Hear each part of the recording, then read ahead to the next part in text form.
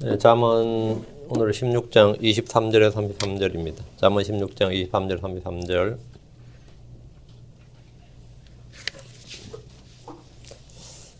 잠언 16장 32절 말씀. 자기 영을 다스리는 자. 잠언 16장 32절 같이 읽습니다. 분노하기를 더디하는 자는 용사보다 나았고 자기 영을 다스리는 자는 도시를 취하는 자보다 나으니라. 여기 보면 이제 자기 영을 다스리는 자는 이런 자기 영을 다스리는 자. 사람이 자기 영을 다스릴 수 있냐 없냐 이거. 자기 영을 다스릴 수 있어요? 자기 영을 다스리는 자. 기도하겠습니다. 위대하시고 거룩하신 주 하나님 감사합니다. 하나님께서 은혜와 복을 주시고 주 영을 충만케 주시길 간구합니다.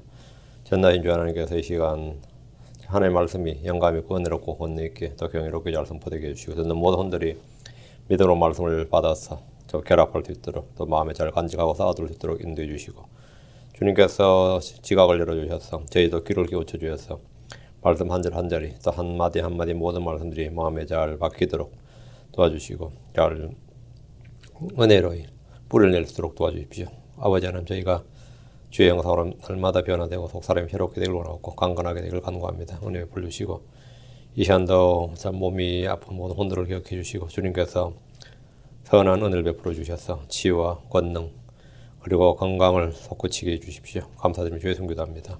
아멘. 예. 오늘은 자기 영을 다스리는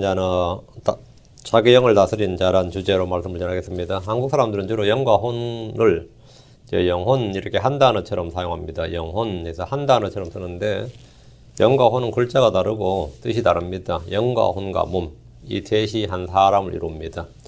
사람은 하나님의 형상 모습으로 지음을 받았기 때문에 삼위일체의 존재입니다. 우리의 눈에 보이는 것이 몸, 우리의 눈에 보이는 것이 몸이고 또는 육이라고 그러죠. 몸을 통해 드러나는 것이 혼입니다. 몸을 통해 이제 속에 있는 혼이 드러납니다.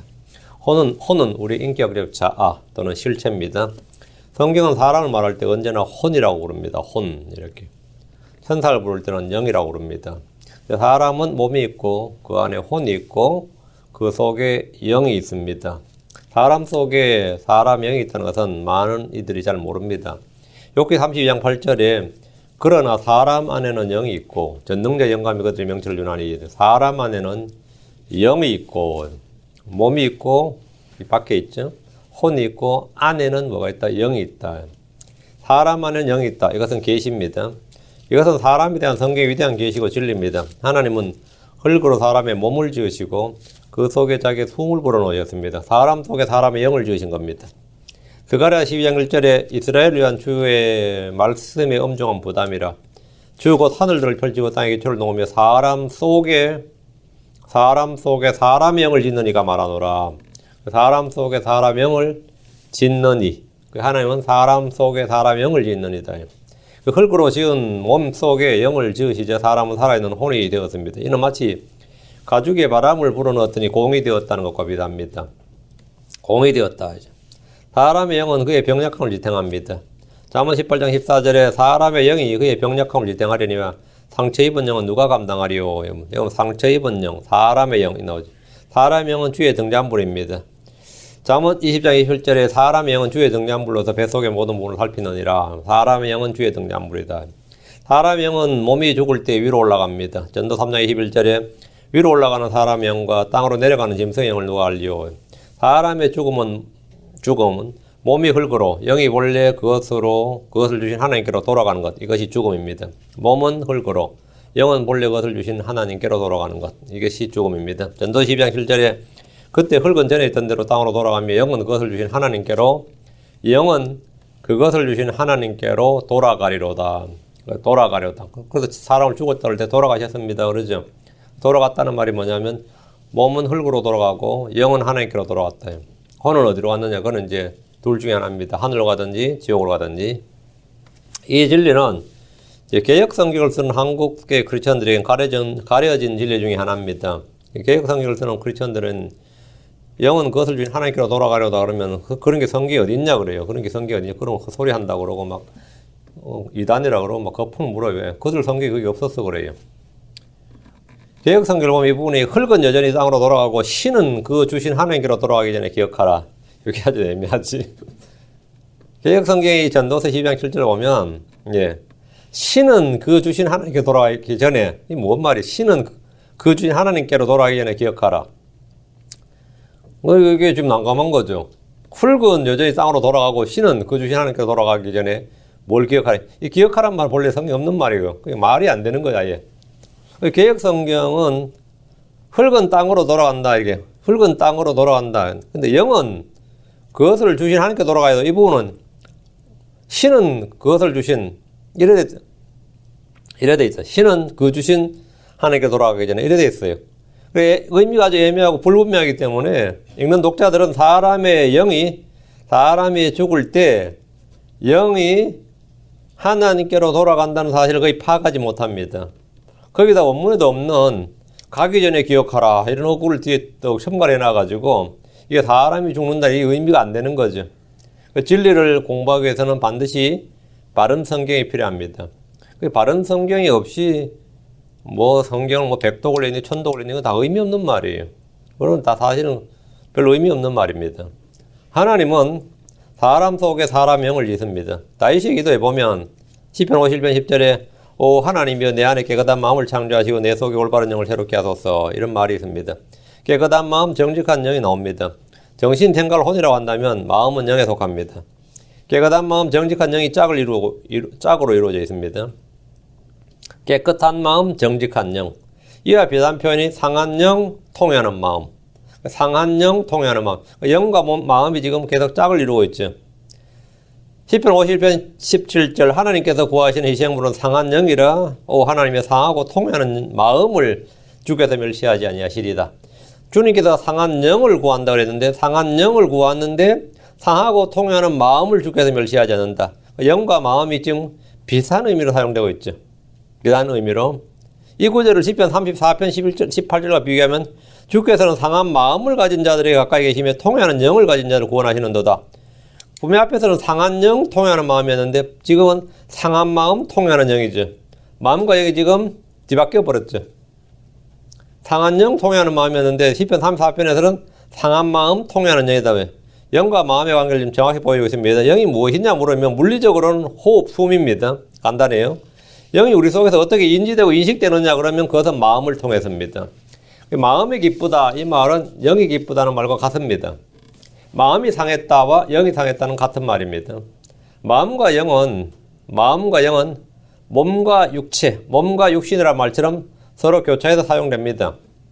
시편 143절, 시편 143편 4절 그러므로 내 영이 내 속에서 짓눌리며 내 마음이 내 속에서 황폐하나이다.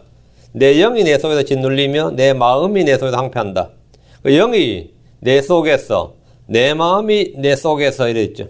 그 나란 내 혼이죠. 나란 사람 속에 내 영과 내 마음이 있습니다. 영과 마음의 관계는 혼과 지각, 혼과 생각의 관계와 같습니다.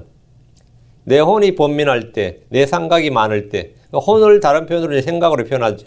혼과 지각, 혼과 생각 이와 같이 영과 마음 이렇게 되는 거예요.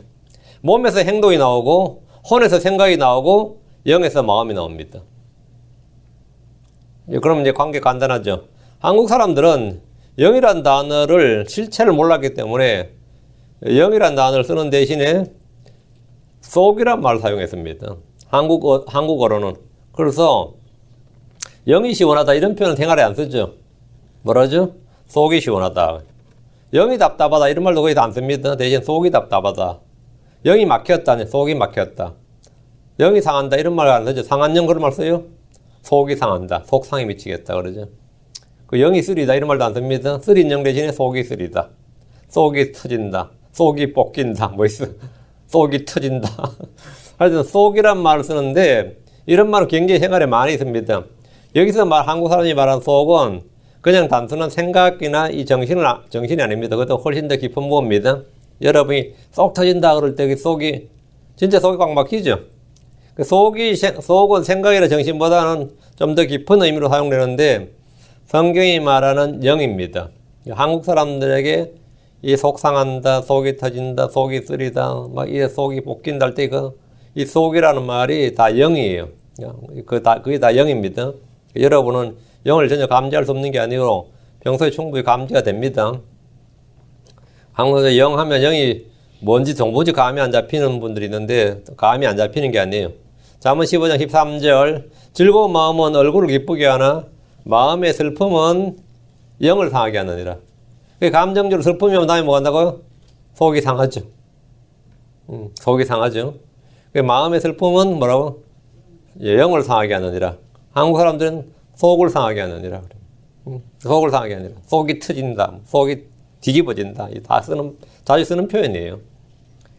잠언 17장 22절에 즐거운 마음은 약같이 좋으나 상한 영은 뼈를 말리느니라. 상한 영, 속이 상했다 말이에요. 상한 영은 뼈를 말리느니라. 그 영과 몸의 관계죠. 마음과 영은 몸과 육체란 말처럼 유사한 말입니다. 이사 65장 4절 보라 나의 종들은 마음이 기뻐서 노래하되 너희는 마음이 슬퍼서 소리를 지르고 영이 괴로워서 울부짖으리라. 마음이 기뻐서 마음이 슬퍼서 다음에 영이 괴로웠어. 그 마음 혼에서 생각이 나오는 것처럼 마음은 영에서 나오는 거다. 마음이 슬퍼서 영이 괴로워서라는 말은 동의 같은 뜻의 반복을 통해서 강조할 때 쓰는 표현입니다. 그럴 때는 단어를 바꾸죠. 마음이 슬퍼서 영이 괴로웠어. 이제 혼과 생각 이런 것 같은 거예요. 영과 마음의 관계를 볼 수 있는 한 구절 더 봅니다. 에스겔 36장 26절 또 내가 새 마음을 너희에게 주고 새 영을 너희 속에 두어 너희 살에서 돌같은 마음을 제거하고 너희에게 살로 된 마음을 주리라. 주님이 너희 속에 새 마음, 새 영을 주겠다. 새 마음을 주고 새 영을 준다. 주께서 새 마음을 주고 너희에게 새 영을 너희 속에 둔다고 하셨습니다. 혼과 생각의 관계와 영과 마음의 관계가 같습니다. 마음의 감동을 받으면 영으로 자원하게 됩니다. 주님은 우리의 마음을 살피시는 분인데 우리의 영을 보시는 분이란 말입니다. 주님은 통회하는 영을 가진 자를 구원하십니다. 주님은 갓난하고 통회한 영을 가진 자를 보살피십니다. 주님은 통회하고 겸손한 영을 지닌 자와 함께 하십니다. 그 성경에 보면 뛰어난 영, 신실한 영, 선한 영, 겸손한 영, 거만한 영, 상한 영, 조용한 영, 통회하는 영. 이 영에 대해서 굉장히 다양하게 말하는데 이것들은 모두 다 마음과 관련된 말씀입니다. 마음과 관련된 거예요. 저희 교회에서 전에 이 마음 시리즈에 마음에 대해서 시리즈로 강의한 적이 있으니까 한번 참조하시기 바랍니다. 자, 오늘 본문을 봅니다. 16장 23절 지혜로운 자의 마음은 그의 입을 가르치며 그의 입술에 학식을 다하느니라. 마음에 가득한 것이 입으로 나옵니다. 마음은 귀로 듣는 것, 눈으로 보는 것, 느끼는 것 등을 모두 다 쌓아두는 창고입니다. 입은 마음에 있는 것이 나오는 출구입니다. 마태복음 12장 34절에 오 독사들의 세대에 너희가 악하니 어찌 선한 것들을 말할 수 있겠느냐. 입은 마음에 가득한 것을 말하느니라. 입은 마음에 가득한 것들을 말하느니라. 사람의 입은 마음에 가득한 것을 말합니다. 물론 입술을 지켜서 마음에 있는 것을 감출 수도 있지만 일반적으로 마음에 있는 것이 입으로 나오기 마련입니다. 마음에 없는 것을 말할 수 있습니다. 그것은 이제 거짓말이라고 그러죠. 마음에 없는 걸 말하면 거짓말이에요. 마음에 성령이 가득한 사람은 그 입에서 복음이 나오고 예수가 나옵니다. 마음에 사탄이 가득한 사람은 거짓말이 나옵니다. 누가복음 6장 45절에 선한 사람은 자기 마음에 선한 보고에서 선한 것을 내고 악한 사람은 자기 마음에 악한 보고에서 악한 것을 내나니 그의 입은 마음에 가득한 것을 말하느니라. 그의 입은 마음에 가득한 것. 선한 것이 가득하면 선한 것이 나오고 악한 것이 가득하면 악한 것이 나온다 이거예요. 마음이 선하면 입에서 선한 것이 나오고 마음이 약하면 입에서 악한 것이 나오는데 입은 사실은 그 마음에 달려있다 이거예요. 지혜로운 자의 마음이 그의 입을 가르친다는 것은 마음의 지혜가 입으로 하여금 바른 말, 선한 말을 할 수 있도록 해준다는 겁니다. 그의 입을 가르치며 여러분이 어느 순간부터인가 말이 달라졌다면 그의 마음이 달라진 순간부터입니다. 마음이 바뀌면 말도 바뀝니다. 생각이 변하면 말도 변합니다. 지혜의 말씀이 마음에 들어가면 그의 입에 지혜가 나옵니다. 그의 입술에 학식을 다하느니라. 지혜로운 자의 마음이 자기 입술에 학식을, 그래서 우리 학식이라고 하는 것은 학문이 아닙니다. 배움을 다한다. 우리말로 학식이라고 적혀 있어서 지금 학문적 지식을 말한 것 같지만 성경이 말하는 학식은 주의 명령, 주의 훈계로부터 배움을 갖는 것, 배우는 걸 말합니다. 성경을 통해 배우는 것이 이제 우리말로 학식이라고 되는 거죠. 배움이라고 번역하면 돼요. 성경을 통해 배우는 것. 그것이 학식입니다. 성경을 통해 내가 내 속에 들어온 것, 그것이 뭐냐? 배움. 그의 입술에 배움을 다하느니라. 지혜로운 자란 이미 계속 반복되듯이 주를 두려워하고 주의 말씀에 떠는 자입니다. 주의 말씀을 듣고 행하는 자입니다. 그런 자들은 그의 입을 가르치며 그의 입술에 학식을 더합니다. 24절 즐거운 말들은 벌집 같아서 혼에게 달고 뼈에 건강을 주느니라. 즐거운 말들은 여러분이 하나님의 말씀에서 기쁨이나 즐거움을 얻어버리면 말씀이 들어서 이게 내게 기쁨이 되고 즐거움이 되었다. 그러면 그것은 혼에 벌집까지 달고 뼈에 건강을 준다. 하나님의 말씀이 혼과 몸에 전부 다 영향을 주는 거죠. 혼에 건강을 주고 몸에도 건강을 준다는 거예요. 그러니까 즐거운 말들이란 것이 뭐 개그맨이나 코미디언들이 나와서 웃고 떠드는 그런 말들이 아닙니다. 연예인들이 공연을 하면서 사람들 즐겁게 해주기 위해서 가진 노력을 다합니다. 영화나 연기나 드라마 등을 이제 우리 엔터테인먼트, 스포츠도 마찬가지, 엔터테인먼트 산업이라는데 거기서 즐거움을 얻으라는 거죠. 사람들은 여러 곳에서 즐거움과 쾌락을 찾습니다. 성경에 보면 사람의 마음을 즐겁게 하는 포도즙, 이게 굉장히 많이 나와요. 그래서 사람의 마음을 즐겁게 하는 포도즙. 그 포도즙을 먹으면 이제 사람의 마음을 즐겁게 한다. 사람들이 술을 마실 것도 마찬가지죠. 지혜로운 아들은 아버지를 즐겁게 합니다. 전도서에 보면 전도서 9장 9절에 내 헛된 삶의 모든 날고 그분께서 해 아래에서 내게 주신 내 모든 헛된 날에 내가 사랑하는 아내와 함께 즐겁게 살지어다. 그것은 이 삶 속에서 내가 해 아래에서 행하는 수고 중에 내가 받을 몫이니라.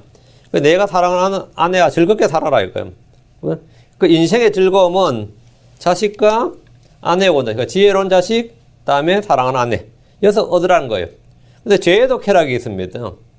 그럼 성경이 말하는 즐거운 말들은 뭐냐? 잠언 15장 26절에 사악한 자들의 생각들은 주께 가지한 것이나 순수한 자의 말들은 즐거운 말들이니라. 순수한 자의 말들은 즐거운 말들이니라. 그 즐거운 말들은 벌집 같아서 혼에게 달고 뼈에 건강을 주느니라. 순수한 자의 말들이 즐거운 말들이라고 했습니다. 즐거운 말들은 웃기는 말이 아닙니다. 우리 주님의 말씀은 즐거운 말씀들이었습니다. 마가복음 10장 37절에 그러므로 다윗이 스스로 그를 주라고 부르니 어찌 그가 그의 자손이 되겠느냐 하시니 보통 사람들이 그분의 말을 즐겁게 듣더라. 주의 말씀을 즐겁게 들었다. 주의 말씀은 순수한 자의 말이죠. 즐거운 말들이었다 이거예요. 주의 말씀을 들은 사람들이 그분의 말씀을 즐거워했습니다. 그분의 말씀은 은혜로운 말씀이었고 권능 있는 말씀이었고 즐거운 말들이었습니다. 사도 바울은 로마 7장 22절에 내가 속사람을 따라 하나님의 법을 즐거워했음이로다. 하나님의 법을 즐거워했다. 내 속사람이 하나님의 법을 즐거워했다. 다윗도 마찬가지로 주의 말씀을 즐거워했습니다. 나의 즐거움이 주의 말씀 속에 있도다. 그의 즐거움이 주의 말씀 속에 있도다. 그랬어요. 그는 하나님의 법을 즐거워했습니다. 시편 119편 103절에 주의 말씀들이 내 입맛에 어찌 그리 단지요 참으로 내 입에 꿀보다 더 다니다 라고 했습니다. 또 이르기를 시편 119편 162절에 많은 노량물을 얻는 사람같이 내가 주의 말씀을 듣고 기뻐하나이다.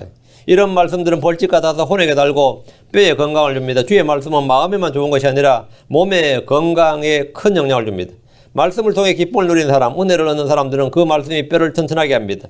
잠언 3장 8절 그것이 내 배꼽에 건강이 되면 내 뼈에 골수가 되리라. 여러분이 나이 들면서 건강보조식품이나 영양제를 찾듯이 주의 말씀을 찾고 챙겨 먹으십시오. 뼈에 건강을 줍니다. 혼에게 달고 뼈에 건강을 준다. 25절 어떤 길은 사람이 보기에 옳으나 그것의 끝은 사망의 길들이니라. 사람이 보기에 자기 눈에 옳은 대로 아니라 주의 눈에 주께서 보시기에 옳은 길을 걸어야 됩니다. 사람들은 자기 눈에 보기 좋은 대로 자기 눈에 옳은 대로 행하려 합니다. 사람은 겉모습을 봅니다. 사람은 외모를 존중합니다. 사람은 이익을 판단의 기준으로 삼습니다. 주님은 사람이 보는 것처럼 보지 않으십니다. 사무엘상 16장 7절에 주께서 사무엘에게 이르시되 그의 용모나 키의 크기를 보지 말라. 내가 이미 그를 버렸노라. 사무엘이 본 것이 용모와 겉모습이었죠. 키였어요. 예. 그래서 보지 말라고요. 주는 사람이 보는 것처럼 보지 아니하시나니 사람은 겉모습을 보나 주는 마음을 보느니라. 사람은 겉모습을 보나 주는 마음을 본다. 주께서 사람의 중심을 보시고 외모를 존중하지 않으십니다. 욥기 10장 4절에 주께서 육신의 눈을 가지셨나이까 주께서 사람이 보는 것처럼 보시나이까. 당연히 아니다죠. 이 질문을 답은 no거든. never, not at all입니다. 절대 그렇지 않습니다. 잠언 14장 12절에 어떤 길은 사람이 보기 오르나 그것의 끝은 사망의 길들이니라. 사람이 보기 오르는데 끝이 사망의 길, 끝이 안 좋아요. 이 말씀은 잠언에 2번 반복되는데 우리는 보는 대로 걷지 않고 믿음으로 걷습니다. 우리는 보는 것을 바라지 않습니다. 사람이 보기 옳다고 해서 옳은 것이 아닙니다. 지금 25절 다시 그것의 끝은 사람이 보기에 옳은 길, 자기 눈에 옳은 길이 뭐라? 그것의 끝은 사망의 길들이니라. 주님은 생명의 길과 사망의 길을 두셨습니다. 예레미야 21장 8절에 너는 또 이 백성에게 이르기를 주가 이같이 말하노라. 보라 내가 너희 앞에 생명의 길과 사망의 길을 두었노라. 하나님은 각 사람 앞에 생명의 길과 사망의 길을 두었습니다. 그런데 사람들은 자기 눈에 옳은 걸 택했는데 그 끝이 보니까 사망의 길이더라 이거예요. 저마다 자기 눈에 옳은 길을 택했는데 택한 거 보니까 그 끝이 사망의 길이에요. 잘못 뽑았네 이 말. 내가 잘못 선택했네 이 말이에요. 주님은 복과 저주를 두셨습니다. 신명기 11장 26절에 보라 내가 이날 복과 저주를 너희 앞에 두나니 하나님께서는 사람들 앞에 생명과 사망을 두셨고 복과 저주를 그 앞에 두셨으며 택하라고요. 신명기 3장 19절 내가 이날 하늘과 땅을 불러 너에게 증거로 삼노라 내가 생명과 사망과 또 복과 저주를 너희 앞에 두었나니 그러므로 너와 내 씨가 살기 위하여 생명을 택하라. 무엇을 선택해야 되는지는 이미 답이 나와 있습니다. 생명을 택하라. 우리는 생명의 길을 택해야 됩니다. 복을 택해야 됩니다. 악을 거절하고 선을 택할 줄 알아야 됩니다. 육신을 거절하고 성령을 택해야 됩니다. 그럼 선택의 기준이 뭡니까? 내가 보기에 좋은 건 내가 내 눈에 옳은 것이 아니라 주의 말씀에 따라야 됩니다. 주께서 우리에게 판단의 법도를 주셨습니다. 모세는 세상을 거절하고 그리스도의 고난을 택했습니다. 아담은 여자를 선택했습니다. 여자는 선악을 알게 한 나무를 택했습니다. 이스라엘은 바알을 택했습니다. 유대인들은 예수님 대신에 살인자 바라바를 택했습니다. 바리새인들과 율법사들은 하나님의 계획을 거절했습니다. 누가복음 7장 30절에 바리새인들과 율법사들은 그에게서 침례를 받지 아니하였으므로 자기들 향한 하나님의 계획을 거절하더라. 세상 사람들은 생명이신 예수님을 거절했습니다. 그 결과가 뭡니까? 그 결과 요한복음 12장 48절 나를 거절하고 내 말들을 받아들이지 아니한 자에게는 그를 심판하는 이가 있으니 곧 내가 한 말 바로 그 말이 마지막 날에 그를 심판하리라. 이것이 바로 그것에 그친 사망이니라 하신 말씀입니다. 26절 수고하는 자는 자기를 위하여 수고하나니 그의 입이 그것을 그에게 요구하느니라. 이 말은 간략하게 정리하면 사람은 먹기 위해 일한다 이 말입니다. 수고하는 자는 자기를 위하여 수고하나니 그의 입이 그것을 그에게 요구하느니라. 그의 입이 뭐죠? 먹자 이거죠. 그의 입이 그에게 그것을 수고를 요구한다고. 수고를 해야 먹을 수 있으니까. 그러니까 우리가 왜 일하냐 그러면 먹기 위해서 일하는 거죠. 먹고 살자고 일하는 거지. 응? 그 세상에서는 다 이게 진리예요. 대부분의 사람들은 뭐 자아 실현이 꼭 꿈이었다 하지만 사실은 다 먹고 살기 위해서 일하는 겁니다. 먹고 살기 위해서. 응? 근데 사람들은 이제 그렇게 하면 되게 삶이 좀 비참하잖아요. 먹기 위해서 일한다고. 그래서 뭐라 그랬죠? 살기 위해 먹는다 그래요. 살기 위해 먹는다 그래요. 사실 먹기 위해서 합니다. 근데 이제 자기들이 일상생활에서 진리가 멀리 있잖아요. 다들 자기 입에 있어요. 이 말씀이 멀리 있지 않아요. 진리는 뭐 하늘에 땅 속에 있는 게 아닙니다. 다 자기 마음에 있고 자기 입에 있습니다. 사람들이 하는 말을 잘 들어보십시오. 다 먹고 살자고 하는 일인데 그러잖아요. 다 먹고 살자고 하는 일이다. 먹고 살려고 하다 보니 별짓을 다 한다. 그들 입에서 이미 딱 진리가 나오죠. 뭐 한다고? 먹고 살기 위해서. 먹고 살기 위해서 그래요. 왜 일을 합니까? 먹기 위해서입니다. 왜 먹어요? 살기 위해서죠.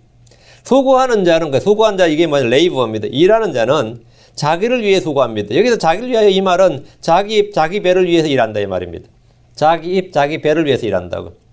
대부분의 사람들이 일하는 동기와 목적은 먹을 것을 장만하기 위해서입니다. 다른 이유가 없어요. 먹을 것을 장만하기 위해서입니다. 왜? 일을 해야 뭐죠? 네가 땅의 소산을 먹으리라 했단 말이에요. 그러니까 주님께서 일을 해야 먹을 수 있다는 거예요. 그전엔 네가 마음대로 먹을 수 있다 했어요. 죄를 짓기 전에 사람은 마음대로 먹을 수 있으니까 일 안 해도 마음대로 먹을 수 있었습니다. 그러니까 먹기 위해서 일을 안 했다고. 그러나 아담이 범죄한 이후부터는 먹기 위해서 일을 해야 돼요. 일을 해야 먹을 수가 있고 먹기 위해서 내 이마에 땀을 흘려야 된다. 그래 땅의 소산을 먹을 수 있다. 아담이 낙원에서 쫓겨난 후부터 사람은 일을 해야 땅의 소산을 먹습니다. 내 이마에 땀을 흘려야 된다 이거예요. 각 사람은 자기 배가 자기의 하나님입니다. 그래야 겨우겨우 먹을 수가 있어요. 빌립보 3장 19절에 그들의 마지막은 파멸이요 그들의 하나님은 그들의 배요 그들의 영광은 그들의 수치스러운 일에 있고 그들은 땅의 일들을 생각하느니라. 그들의 하나님은 뭐? 그들의 배요. 다 배를 섬긴다 이 말입니다. 그래가지고 죄를 이제 사람 뭐 이것저것 뭐 많이 있겠지만 이 굶어 보면 말이죠. 제대로 굶어 보면 다 나와요. 왜? 그들의 배가 그들의 하나님이 그들의 배다. 그들의 하나님이 그들의 배다. 그들의 배가 그들의 하나님이다. 아직도 뭐 딴소리 한 사람은 아직 덜 굶어서 그래요. 아직 덜 굶어서 제대로 굶어 보면 뭐 인간의 본성이 다 나옵니다. 로마 16장 18절 그런 자들은 우리 주 예수 그리스도를 섬기지 아니하고 자기 배를 섬기며 좋은 말과 빼어난 말 솜씨로 순진한 자들의 망을 속게 되느라 보면 자기 배를 섬기며 사람은 자기 배를 섬기고 배가 그들의 하나님이다. 그의 입이 그것을 요구하느니라. 사람의 입이 수고를 요구한다는 말입니다. 몸은 입의 요구를 따라서 뭔가를 해야 됩니다. 그 입에 풀칠이라도 한다 이러잖아. 이런 말 하죠. 몸은 입의 요구를 따라서. 입은 좀 더 좋은 것, 좀 더 많은 것을 요구합니다. 그럼 온몸이 수고를 해야 됩니다. 자, 요즘 사람들은 뭐 먹고 살기 위해서가 지금 뭐 선진국에 사는 사람들은 그런 것 별로 없죠. 그런데도 그렇게 맛집을 찾아서 말이에요. 수고를 마다하지 않아요. 그 어디까지 몇 시간을 가고 뭐 어디가 얼마나 맛있는 집인데 그러면 그걸 기꺼이 몇 시간과 돈과 시간을 투자를 해요. 맛있는 집 가서 먹겠다고. 돈과 시간을 아낌없이 투자하는데 왜 그렇게 하느냐? 입이 그것을 요구한다고요. 야, 내가 오늘은 좀 더 맛있는 거 한번 먹어보자. 이렇게 요구하면 뭐죠? 몸은 알아서 뭐죠? 맛집을 찾아서 이제 달리는 거예요. 어디든지. 그 입이 그걸 요구한다고. 그의 입이 그것을 요구하기 때문입니다. 이것을 통제하는 방법이 뭔 같아요? 이놈의 이 배를 좀 통제해야겠다. 예. 자기 배를 섬기지 않고 싶다면, 예, 금식을 해야 됩니다. 자기 배를 섬기지 않고 그릇을 섬기고 싶다면 절제가 필요한데, 우리는 금욕주의자들 아니에요. 대신 삶에서 매사 절제를 해야 됩니다. 그 절제를 해서 자기 배와 입을 뭐라고요? 내 몸이 자기 배와 입을 섬기지 않는다는 것을 이 위계 질서를 한 번씩 세워줘야 됩니다. 그게 뭐냐면 금식이에요. 가끔 한 번씩 금식을 해버리면 입은 아무거나 넣어주세요. 이렇게 이제 딱 굴복을 하는 거예요. 배도 그냥 뭐 맛있는 거 다 필요 없습니다. 그냥 아무거나 저는 좋습니다. 이래 되는 거고, 그렇지 않으면 맛이 없네, 있네, 뭐 이게 어쩜 입맛이 안 당기네. 별의별 찐짜를 부리는 거 입이. 별의별 찐짜를 부리면서 더 맛있는 거 찾아내라고 더 맛있는 집 가자 그러고 별짓을 다 하는 거예요. 그런데 좀 굶겨버리면, 여러분 애들도 마찬가지. 좀 굶겨버리면 뭡니까? 그냥 아무거나 맛있다고 먹고 감사하게 먹는 거지. 그때는 배를 종으로 만들어버린 거지. 입을 종으로 만들어버린 게 뭐냐면 주로 금식이에요. 그러면 그때는 그냥 주는 대로 먹습니다. 그렇지 않은 사람은 커피 한 잔을 마셔도 이 집 커피가 맛있네, 저 집 커피가 맛있네 찾고 말이죠. 어느 집이 어떠냐, 저쩌냐 이러면서 식당을 가도 그렇고 그러죠. 예. 제대로 가끔 한 번씩 제대로 굶겨가지고 기를 들여야 됩니다. 몸을 좀 기를 들여놔야 돼요. 아니면 지가 진짜 몸에서 왕노를 합니다. 그러니까 몸은 또 그걸 섬겨요. 27절입니다. 경건치 아니한 자는 악을 캐나니 그의 입술에는 타오르는 불 같은 것이 있느니라.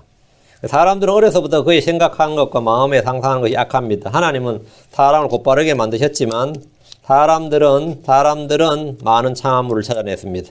전도 7장 29절에 보라 내가 발견한 것은 오직 이것이니 곧 하나님은 사람을 곧바르게 만드셨으나 그들이 많은 창화물을 찾아냈다는 것이라. 경건치 않은 자는 악을 캔단 말이죠. 경건한 자들은 금을 찾듯이 은을 찾듯이 진리를 찾습니다. 우리는 성경이란 금강에서 부전히 보화를 캐냅니다. 그러나 경건치 아니한 자들은 악을 캡니다. 어디서 그렇게 악을 캐냅니다. 그의 입술에는 타오른 불 같은 것이 있느니라 하지. 그들은 야고보서 3장 5절 6절을 기억나게 합니다. 야고보서 3장 5절 6절 이와 같이 혀도 작은 지체로 돼 큰 일들을 자랑하는도다. 보라 작은 불이 얼마나 큰 물체를 태우는가.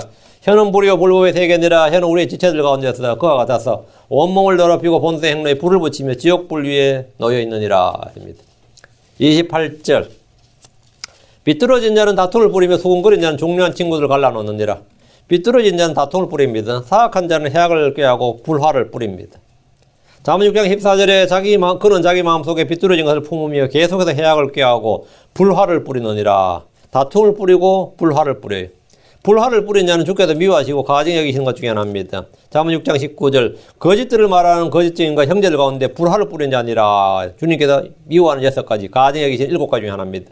마귀는 곡식 가운데 가라지를 뿌립니다. 음녀는 가루 속에 누룩을 집어넣습니다. 우리는 말씀의 씨를 뿌려야 됩니다. 우리는 화평의 씨앗을 뿌려야 됩니다. 우리는 의를 심고 의를 뿌려야 됩니다. 잠언 11장 18절 사악한 자는 속이는 일을 행하나 의를 뿌리는 자에게는 확실한 보상이 있으리로다. 말씀을 전한 것은 복음의 씨를 뿌린 겁니다. 선을 행하는 것은 의를 뿌린 겁니다. 사람의 말은 씨앗입니다. 28절에 수군거린 자는 종려한 친구들을 갈라놓느니라. 수군거린다는 것은 불평하며 중얼거리는 것. 불평하며 중얼거리는 걸 수군거린다 그럽니다. 이리저리 다니면서 험담하고 비난하면서 불평을 쏟아내면 사람들 사이를 이간질하고 갈라놓습니다. 형제들의 허물을 덮어주는 것이 사람입니다. 잠언 10장 12절에 미움은 다툼들을 일으키되 사랑은 모든 죄를 덮느니라. 베드로전서 4장 8절에도 무엇보다 너희끼리 뜨거운 사랑을 품으라. 사랑은 허다한 죄를 덮으리라. 수군거린 자는 이웃이나 자기 형제를 거듭 말하고 과장해서 말하고 부풀리면서 중요한 친구들의 관계가 끊어지는 것을 볼 때까지 거짓을 합니다. 저는 교회에 대해서 이런 일을 많이 봤습니다.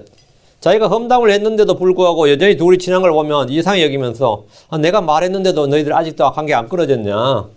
내가 그렇게 말해줬는데 아직도 왜 이 반응이 없냐는 식으로 끊어질 때까지, 관계가 깨질 때까지 계속 떠들어요.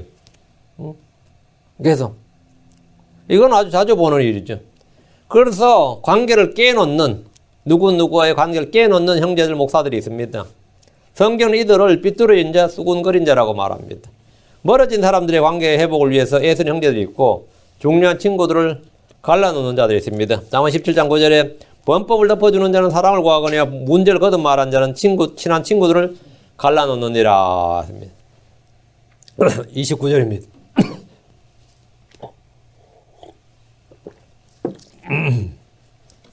29절. 난폭한 사람은 자기 이웃을 깨어 좋지 않는 길로 인도하나니. 난폭한 사람이 발로인데 폭력이죠. 난폭한 사람은 폭력적인 사람입니다. 배역한 세대의 특징이 폭력이 난무하는 겁니다. 법과 질서가 무너진 사회는 언제나 폭력이 넘쳐납니다. 지금 남미 국가들 한번 보세요. 아프리카들. 경찰이 갱단을 제압하지 못해서 군인을 동원했는데 이 군인들조차 해결하지 못합니다.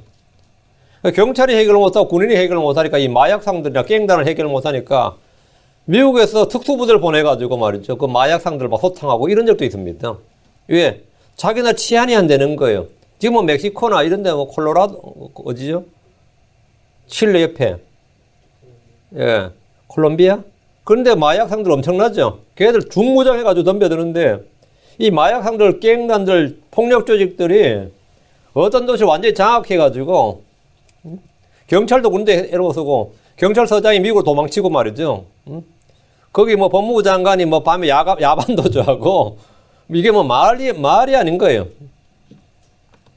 유대사는 어땠을 것 같습니까?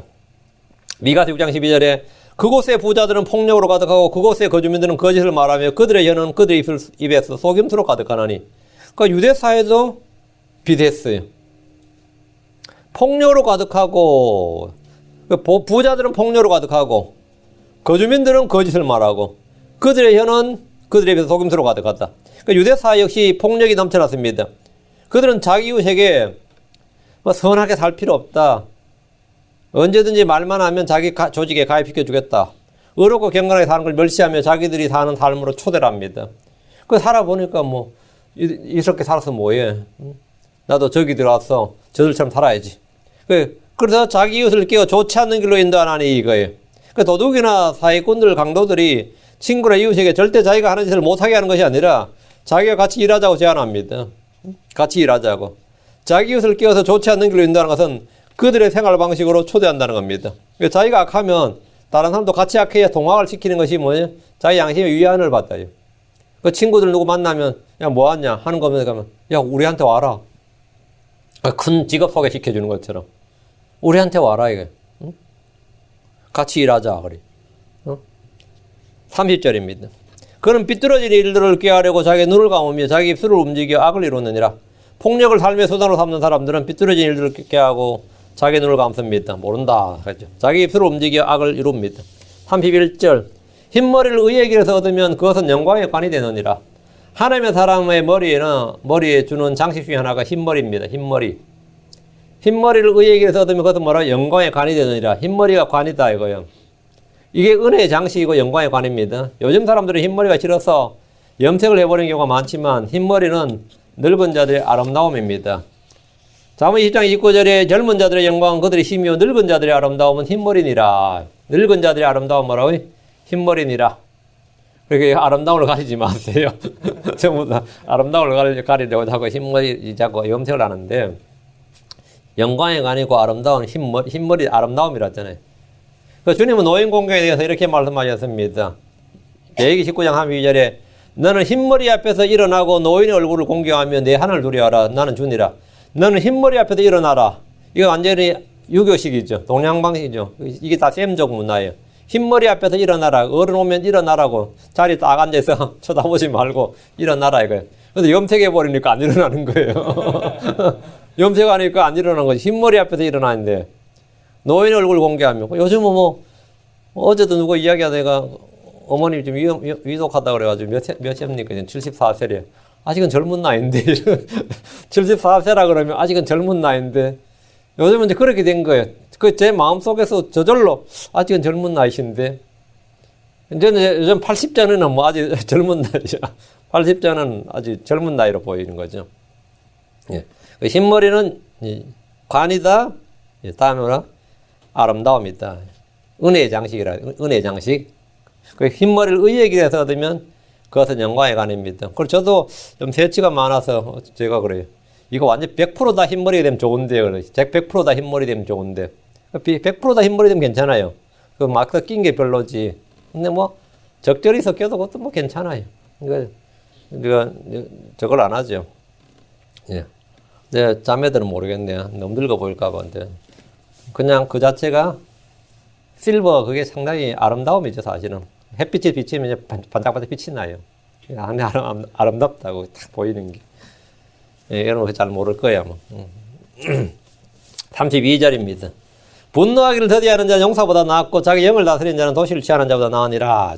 하나님 분노하기를 더디하시는 분입니다. 시편 103편 8절에 주께서는 긍휼이 많으시고 은혜로우시며 분노하기를 더디하시고 긍휼이 풍성하시나니, 이 분노하기를 더디하시고 이 말은 굉장히 많이 나옵니다.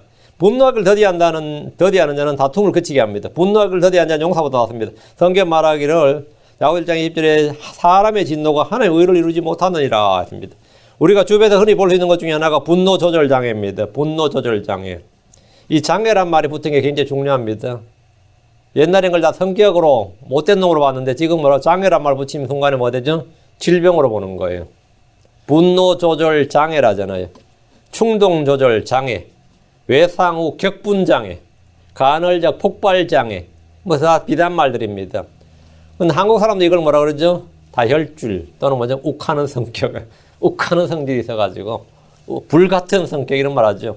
불같은 성격 이 말은 약간 미화한 말이고요. 불같은 성격이라는데 분노를 조절하거나 다스리지 못하는 일종의 장애입니다.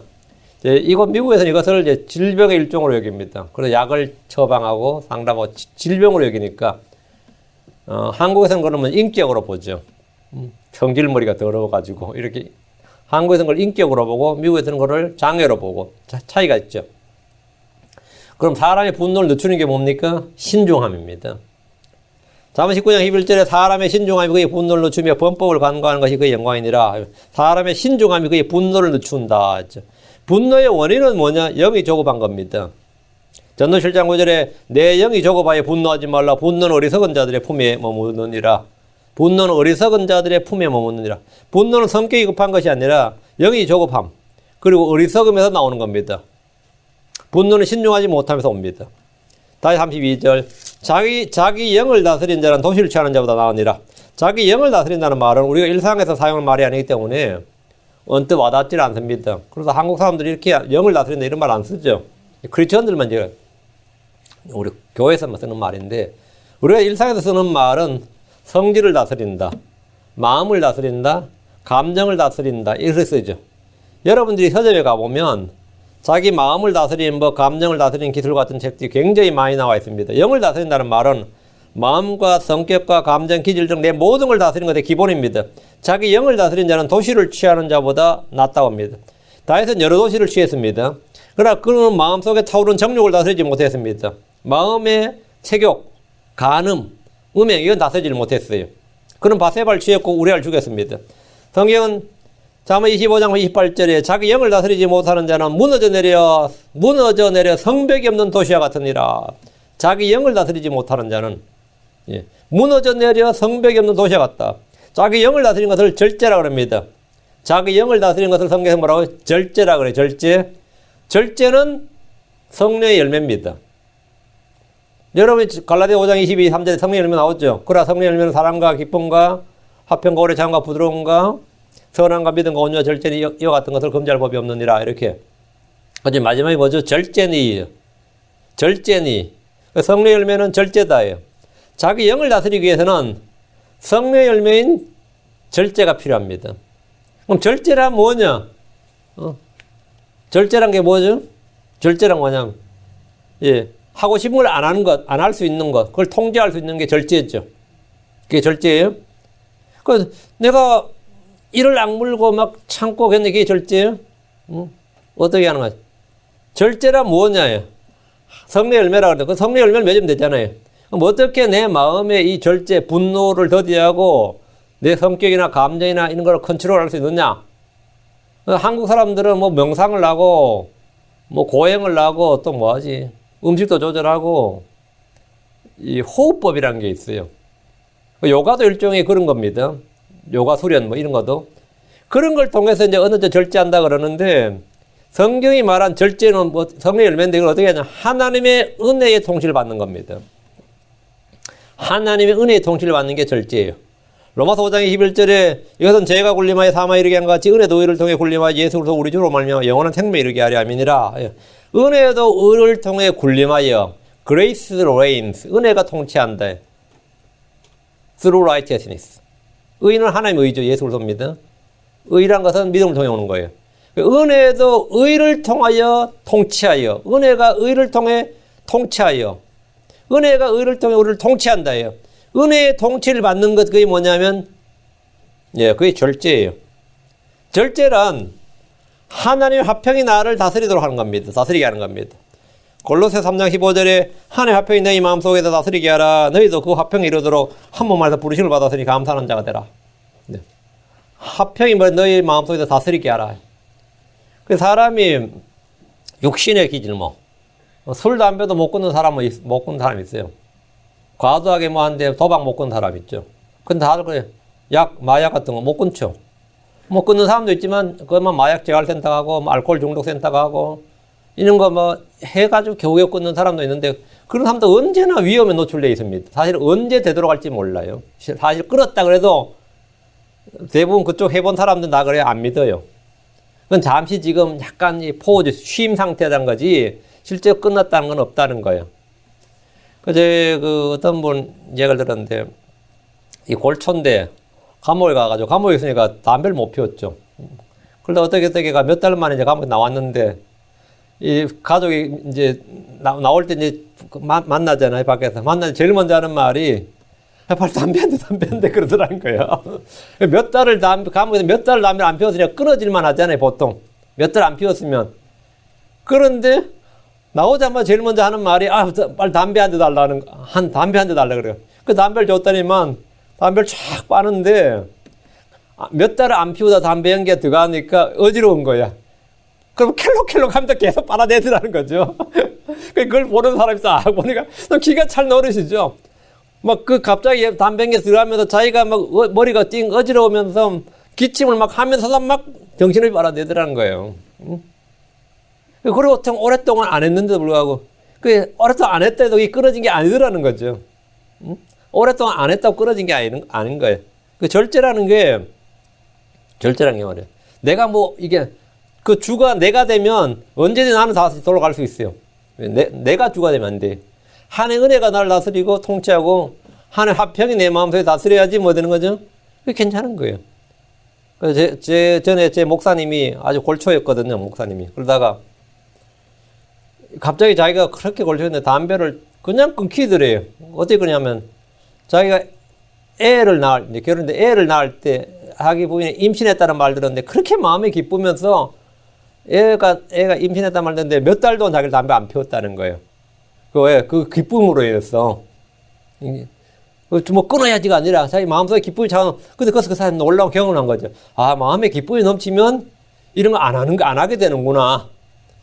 그걸 이제 그때는 자기가 불신자였어요. 신자도 아닌데 불신자였는데 마음에 어떤 놀라운 기쁨이 뭘로 기쁨이 넘치게 되니까 그런 거 안 하게 되는구나. 그럼 내가 예수 믿어서 기쁨이 넘치고 평안이 넘치고 하면 뭐 되나? 육신의 많은 습관들이 뭐 된다고요? 끊어져요. 저절로 끊어져요. 나 예수 믿고 나서 뭐 영화든지 노래 본래 못했고 관심도 없었고 이 엔터테인먼트 이쪽은 전부 다 관심이 다 끊어졌습니다. 실제로. 소설 읽기도 내가 엄청 좋아했는데 소설을 대학 다닐 때 내가 영문과예요. 영문과 기본적으로 소설 읽는 거라고, 저기. 근데 책을 안 읽는 거예요. 맨날 성경 읽느라고. 그게 이렇게 돼야 안 돼요. 응? 그 뭐 역사서나 이런 건 읽는데, 이게 뭐 소설 같은 거는 이게 좀 안 읽히는 거예요, 이게. 이게 상당히 문제가 많죠. 이 마음에서 끊겨요. 유행가 당연히 끊기죠. 그거 듣고 싶어요. 근데 옛날 유행가들은 맞죠. 좀 서정적인 맛도 있고 한데, 요즘 노래는, 그건 노래도 아니죠. 응? 우리가 지금 뭐 육신의 기호들이 사실은 예수 믿어서 말씀이 막 속에 들어오면 많은 걸 다 밀어냅니다, 실제로. 근데 그게 안 되는 사람 있죠. 다 가짜입니다. 그러니까 안 되는 사람 가짜예요. 한국이나 중국 사람들은 주로 명상이나 호흡법을 통해서 마음을 다스리는 법을 이야기합니다. 이것도 성경이 말한 것과 전혀 다릅니다. 성경은 명상이 아니라 묵상을 통해 말씀을 마음에 쌓아두고 감춰두라고 합니다. 주의 말씀이 들어오면 단순한 자가 지혜롭게 되고 명철을 줍니다. 말씀이 주는 지혜와 명철과 빛이 임하면 그 사람은 자기 영을 다스릴 수 있게 됩니다. 자기 영을 다스릴 수 있게 된다고.